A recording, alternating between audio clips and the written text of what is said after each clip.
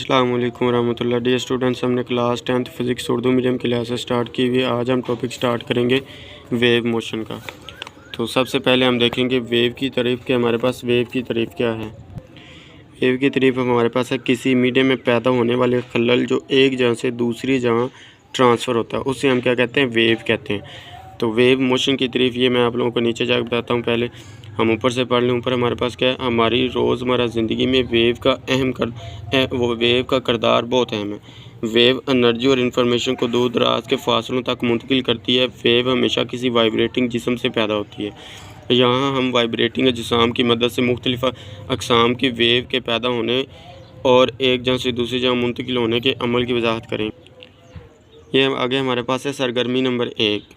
ये हम इसको एक कंसेप्ट के लिहाज से इसको हम देखते हैं कि इसका हमारे पास कंसेप्ट क्या है। वो कहता है हमारे पास एक टब है। टब के अंदर हमने एक पेंसिल को, टब जो है वो पानी के साथ भरा हुआ है, उसके अंदर हमने पानी को, पेंसिल को डिप किया। मेन पेंसिल को हमने पानी के अंदर डुबोया और डुबोकर क्या किया, पेंसिल को हमने ऊपर नीचे मोशन दिया।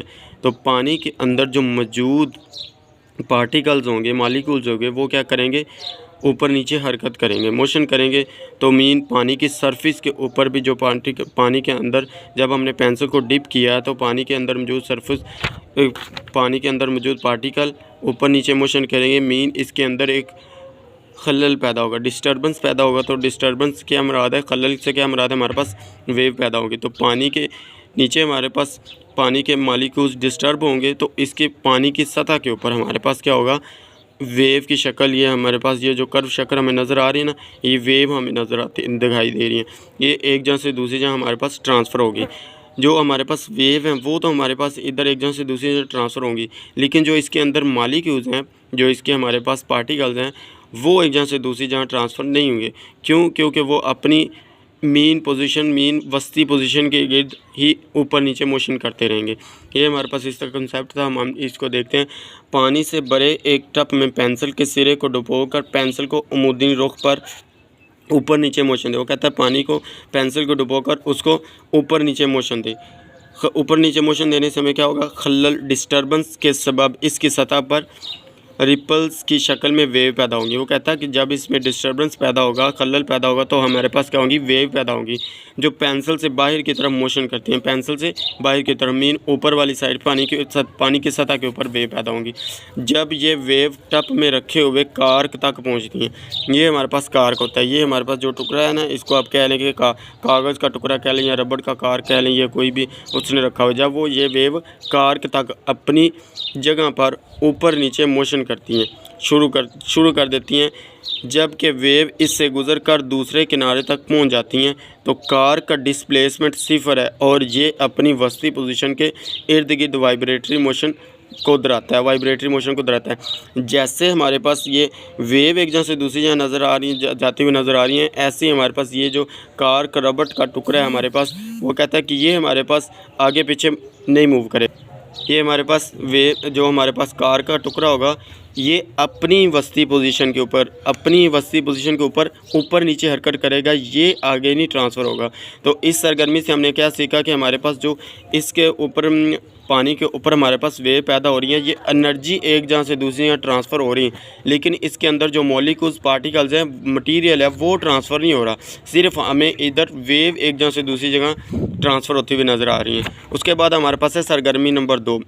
वो कहता है हमारे पास एक रस्सी लें और इस पर एक पॉइंट P लगाएं। वो कहता है कि एक रस्सी हमारे पास है, इसको आपने क्या करना है, एक किसी के हाथ इधर किसी फिक्स स्पॉट के साथ इसको फिक्स कर दें। उसके बाद एक जो दूसरा हिस्सा इसका हमने लास्ट वाला, तो उसको आप किसी एक हाथ में पकड़ के बैठ जाए। तो वो कहता है इसका हमारे पास एक पॉइंट P लगाएं, रस्सी का एक सिरा स्पॉट से फिक्स कर दें, बांध दें, और दूसरे सिरे को हाथ में पकड़ कर रस्सी को मुसलसल ऊपर नीचे मोशन दें। जैसे हमने पेंसिल को डिप करके ऊपर नीचे मोशन दी थी, ऐसे ही इधर हमने क्या करना है, रस्सी को ऊपर नीचे मोशन देंगे तो हमारे पास क्या होंगे, इसके अंदर भी मौजूद पार्टिकल अपनी वस्ती पोजीशन के इर्द गिर्द वाइब्रेट करेंगे। तो वो क्या कहता है, इधर हमारे पास मॉलिक्यूल्स ट्रांसफ़र नहीं होंगे, इधर हमें वेव ट्रांसफ़र होती हुई नज़र आएगी, एनर्जी ट्रांसफ़र होती हुई नज़र आएगी, इधर में हमारे पास मटेरियल ट्रांसफ़र नहीं होगा। तो ऊपर नीचे मोशन देंगे तो क्या होगा हमारे पास, वो कहता है इसी तरह रस्सी में खलल की वजह से एक वेव पैदा होती है जो रस्सी के बंधे हुए किनारे की तरफ सफ़र करती है। जब ये वेव पॉइंट पी से गुजरती है तो पॉइंट पी अपनी जगह पर ऊपर नीचे वेव की मोशन की सिमत के अमूदन वाइब्रेट करता है। वो कहता है जब ये पॉइंट पी पर पहुंचती है तो ये ऊपर नीचे क्या करती है, वाइब्रेट करती है।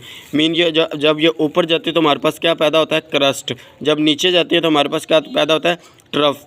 ऊपर वाले के हिस्से को हम कहते हैं क्रस्ट और नीचे वाले हिस्से को हम कहते हैं ट्रफ।